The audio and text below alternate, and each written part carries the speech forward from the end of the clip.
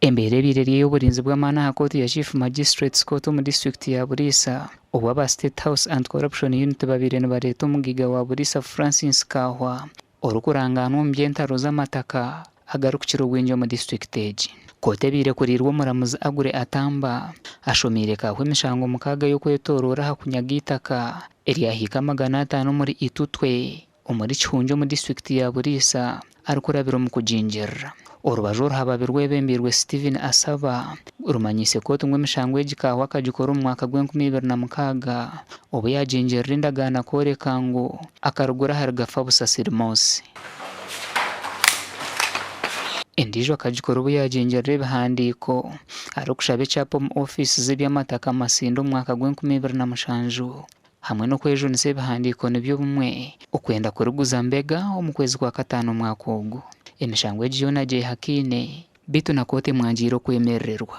And the Constitution and this court shall deliver a ruling on the 20th of August.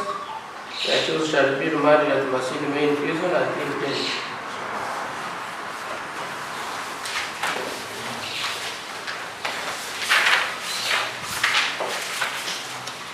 Francis Kahwa n'umuntu urukuranganwa munongo mu ntaro z'amataka ga Burisa ahabwo kubane sande hwire minister wihanga habwe inshonga z'amataka Dr. Sam Mayanja karagira ngo bamukwate bamujunane ubwo kunyagita kariya wantembo umutawona kanso yabutyaba.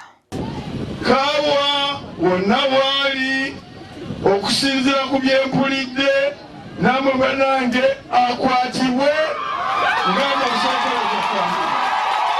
by investigating this matter one by one. Abukuba as a rich man, work anywhere, he puts their money. They give a wrong report against us. Abantu nyamwingi beshikira ha koti abarumana na chairman wa district ya Burisa Fred Rukumu okwamya y'abantu wakwasirwe.